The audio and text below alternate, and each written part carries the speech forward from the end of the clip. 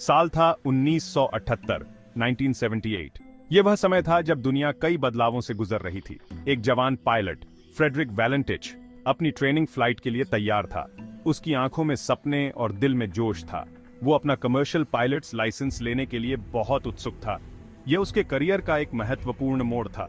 उसकी मंजिल king island, जो ऑस्ट्रेलिया के मेनलैंड से बास स्ट्रेट के पार बस थोड़ी ही दूरी पर था। यह एक साधारण यात्रा लग रही थी। उसे क्या पता था, यह फ्लाइट रूटीन तो बिल्कुल भी नहीं होगी। कुछ ऐसा होने वाला था जो उसकी कल्पना से परे था। ये एक ऐसा रहस्य बनेगा जो आने वाले कई दशकों तक दुनिया को अपनी चपेट में ले लेगा। लोग इस घटना को याद रखेंगे और इसके बारे में चर्चा करेंगे। वैलेंटिच ने मेलबर्न के पास मूरैबिन एयरपोर्ट से उड़ान भरी। मौसम साफ था, विजिबिलिटी भी अच्छी थी, सब कुछ सामान्य लग रहा था। आगे होने वाली अजीब घटनाओं का कोई अंदाजा नहीं था। यह एक शांतिपूर्ण यात्रा की शुरुआत थी, लेकिन अंत बिल्कुल अलग होने वाला था। उसने एयर ट्रैफिक कंट्रोल से रेडियो पर बात की। उसकी आवाज शांत और साफ थी। सब कुछ नियंत्रण में लग रहा था। वो एक जवान लड़का था जो अपने सपने जी रहा था, दुनिया से ऊपर उड़ान भर रहा था। उसे इस पल का आनंद ले रहा था। लेकिन बास स्ट्रेट के ऊपर कहीं कुछ असाधारण होने वाला था। एक ऐसा पल जो इतिहास में दर्ज हो जाएगा, कुछ ऐसा जो सब कुछ बदल देगा। यह घटना एक रहस्य बनकर रह जाएगी, जिसे सुलझाना आसान नहीं होगा। Melbourne, this is delta Sierra Juliet. क्या 5000 के नीचे कोई नोन ट्रैफिक है? डेल्टा सियरा जूलियट, कोई नोन ट्रैफिक नहीं है। मुझे ऐसा लग रहा है जैसे 5000 के नीचे एक बड़ा एयरक्राफ्ट है। जैसे ही वैलेंटिच किंग आइलैंड की तरफ बढ़ा, उसने कुछ असामान्य देखा। आसमान में कुछ ऐसा था जो उसने पहले कभी नहीं देखा था। उसके ऊपर आसमान में एक अजीब सी रोशनी दिखाई दी। ये रोशनी बहुत ही चमकदार और विचित्र थी। ये बहुत तेजी से, बेतरतीब ढंग से घूम रही थी। ऐसा लग रहा था जैसे ये किसी अज्ञात शक्ति द्वारा नियंत्रित हो। उसने एयर ट्रैफिक कंट्रोल से संपर्क किया और अपनी चिंता व्यक्त की। उसकी आवाज में अब कंफ्यूजन साफ झलक रही थी। वो समझ नहीं पा रहा था कि ये क्या हो सकता है। मुझे लगता है कि वो मेरे साथ कोई खेल खेल रहा है। ये ऑब्जेक्ट मेरे एयरक्राफ्ट के बहुत करीब आ रहा है। वो 2-3 बार मेरे ऊपर से ऐसी स्पीड से उड़ा जिसे मैं पहचान नहीं पाया। ये बहुत ही असामान्य था। डेल्टा सियरा जूलियट रॉजर, आपका एक्चुअल लेवल क्या है? कृपया अपनी ऑल्टीट्यूड की पुष्टि करें। मेरा लेवल 4500 4500 है। मैं इस एल्टीट्यूड पर स्थिर हूँ। उसने उस ऑब्जेक्ट को बड़ा और मेटालिक बताया, जो किसी साधारण एयरक्राफ्ट जैसा नहीं लग रहा था, जिसमें 4 तेज रोशनियां थीं। ये रोशनियां बहुत ही चमकदार और विचलित करने वाली थीं। एयर ट्रैफिक कंट्रोल के पास कोई जवाब नहीं था। वे भी इस स्थिति से हैरान थे। आसपास कोई और एयरक्राफ्ट नहीं था। ये ऑब्जेक्ट अकेला ही आसमान में था। वैलेंटिच की आवाज और ज्यादा अर्जेंट होने लगी। वो अब बहुत ही चिंतित और डरा हुआ था। वो ऑब्जेक्ट उसके छोटे से सेस्ना के पास आ रहा था और बहुत ही तेजी से उसके चारों तरफ घूम रहा था। उसके चारों तरफ चक्कर लगा रहा था। ये बहुत ही खतरनाक स्थिति थी। वो अपने प्लेन को कंट्रोल में रखने के लिए संघर्ष कर रहा था। ये बहुत ही मुश्किल हो रहा था। उसकी आवाज में डर समा गया। वो अब पूरी तरह से भयभीत था। वो अकेला था, समुद्र से हजारों फीट ऊपर और किसी भी मदद से बहुत दूर, किसी ऐसी चीज के साथ जो अज्ञात और खतरनाक हो सकती थी। ये ऑब्जेक्ट बहुत ही रहस्यमय था। फ्रेडरिक वैलेंटिच का रहस्य डर और अनिश्चितता के इसी पल में पैदा हुआ था।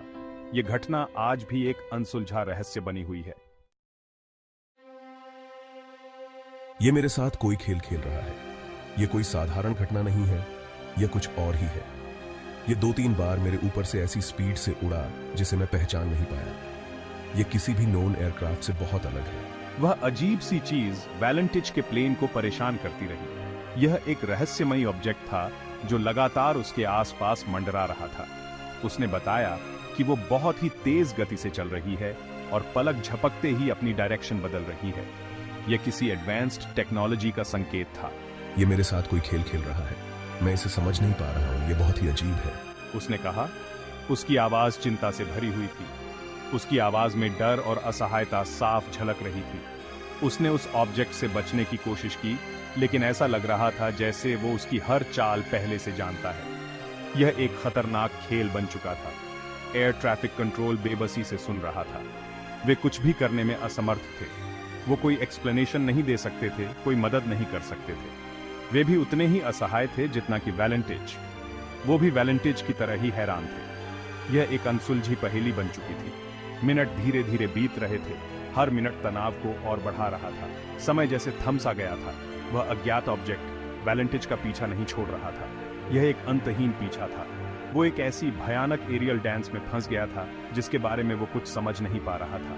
यह एक डरावना अनुभव था। दुनिया सांस रोककर रेडियो वेव्स पर उस अनफोल्डिंग ड्रामा को सुन रही थी।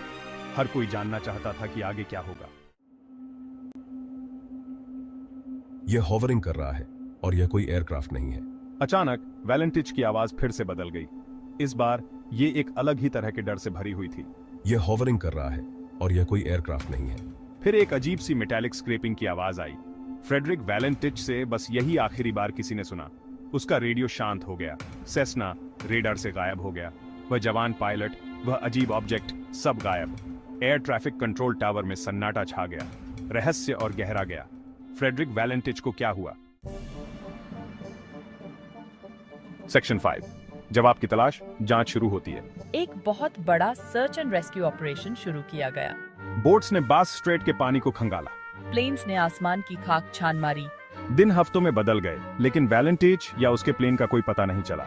ऑफिशियल इन्वेस्टिगेशन का निष्कर्ष था कि वैलेंटिच का क्या हुआ ये अज्ञात है। रहस्य अनसुलझा ही रहा। लेकिन सवाल बाकी हैं। उस रात वैलेंटिच का सामना किससे हुआ? क्या यह सचमुच एक यूएफओ था जैसा कि कुछ लोग मानते हैं, या कोई और ज्यादा अर्थली एक्सप्लेनेशन हो सकती है? फ्रेडरिक वैलेंटिच का गायब होना आज भी लोगों को हैरान और निराश करता है। ये एक ऐसी पजल है जिसके कुछ टुकड़े गायब हैं। सेक्शन 6, अज्ञात और अस्पष्ट UFO theory. UFO enthusiast object के बारे में वैलेंटिच के डिटेल्ड डिस्क्रिप्शंस की तरफ इशारा करते हैं। वे इस बात पर जोर देते हैं कि इसका कोई कन्वेंशनल एक्सप्लेनेशन नहीं है। उनका मानना है कि वैलेंटिच को कुछ असाधारण, कुछ ऐसी चीज मिल गई जो इस दुनिया की नहीं थी।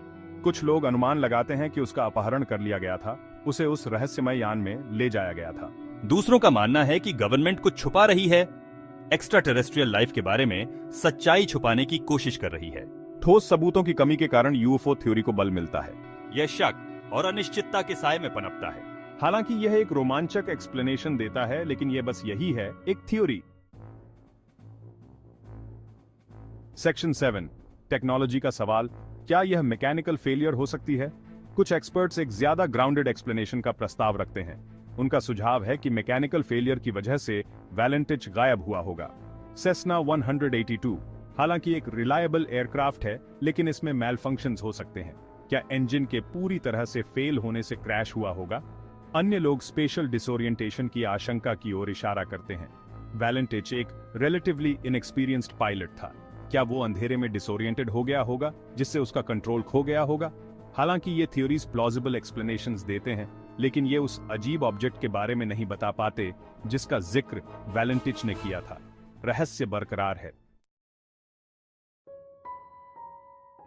सेक्शन 8, कॉकपिट में दिमाग, मनोवैज्ञानिक पहलू की खोज।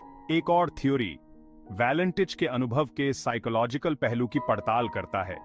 क्या वो स्ट्रेस या थकान से जूझ रहा होगा जिसकी वजह से उसे हेलुसिनेशंस हुए होंगे, या उसने घटनाओं का गलत मतलब निकाला होगा? कुछ लोगों का मानना है कि वैलेंटिच अपना कमर्शियल लाइसेंस हासिल करने के दबाव में किसी साइकोलॉजिकल ब्रेक का शिकार हो गया होगा। हालांकि जो लोग वैलेंटिच को अच्छी तरह से जानते थे वे उसे एक समझदार और जिम्मेदार व्यक्ति बताते हैं। उन्हें यकीन करना मुश्किल लगता है कि उसने ऐसी कहानी गढ़ी होगी। मनोवैज्ञानिक एक्सप्लेनेशन हालांकि दिलचस्प है, लेकिन इसके पक्ष में कोई ठोस सबूत नहीं है। फ्रेडरिक वैलेंटिच की गुत्थी अनसुलझी ही है। सेक्शन 9, 45 साल बाद रहस्य बरकरार है। फ्रेडरिक वैलेंटिच को उस रात गायब हुए 4 दशक से भी ज्यादा समय बीत चुका है। समय बीतने के साथ साथ रहस्य कम नहीं हुआ है। थ्योरीज लगातार घूम रहे हैं। हर कोई उस रात हुई घटनाओं पर प्रकाश डालने की कोशिश कर रहा है। किताबों, डॉक्यूमेंट्रीज और अनगिनत लेखों में इस मामले की पड़ताल की गई है, जिससे रहस्य और बिया आज गया है, लेकिन कोई ठोस जवाब नहीं मिल पाया है। फ्रेडरिक वैलेंटिच का गायब होना हमारी दुनिया की विशालता और रहस्य की याद दिलाता है। यह हमारी समझ की सीमाओं और अज्ञात की स्थायी शक्ति का प्रमाण है। सेक्शन 10, अज्ञात से सीख। वैलेंटिच के गायब होने से हम क्या सीख सकते हैं? फ्रेडरिक वैलेंटिच की कहानी हालांकि दुखद है, लेकिन बहुमूल्य सबक देती है। ये पूरी तैयारी के साथ पायलट ट्रेनिंग के महत्व और एविएशन की अनप्रिडिक्टेबल नेचर पर प्रकाश डालता है। यह हमें याद दिलाता है कि एडवांस्ड टेक्नोलॉजी के युग में भी ऐसे रहस्य हैं जिन्हें हम कभी सुलझा नहीं पाएंगे। शायद सबसे महत्वपूर्ण बात यह है कि यह हमें जवाब तलाशते रहने, अपने आसपास की दुनिया पर सवाल उठाते रहने के लिए प्रोत्साहित करता है। सच्चाई की तलाश अक्सर एक लंबी और कठिन यात्रा होती है, लेकिन यह एक ऐसी यात्रा है जो करने लायक है। सेक्शन 11 निष्कर्ष। विशालता में हमेशा के लिए खो गया फ्रेडरिक वैलेंटिच का गायब होना एविएशन के सबसे स्थायी रहस्यों में से एक है। चाहे उसका सामना एक यूएफओ से हुआ हो, वो एक दुखद दुर्घटना का शिकार हुआ हो, या अज्ञात मनोवैज्ञानिक ताकतों के आगे झुक गया हो, उसकी कहानी आज भी लोगों को मोहित और उत्सुक करती है। रात के विशाल आसमान में खोया हुआ फ्रेडरिक वैलेंटिच अनजाने में ही अज्ञात का प्रतीक बन गया। उसकी कहानी एक याद दिलाती है कि इस दुनिया में अभी भी ऐसे रहस्य हैं जो व्याख्या से परे हैं, और शायद कुछ रहस्य अनसुलझे ही रहने के लिए बने हैं।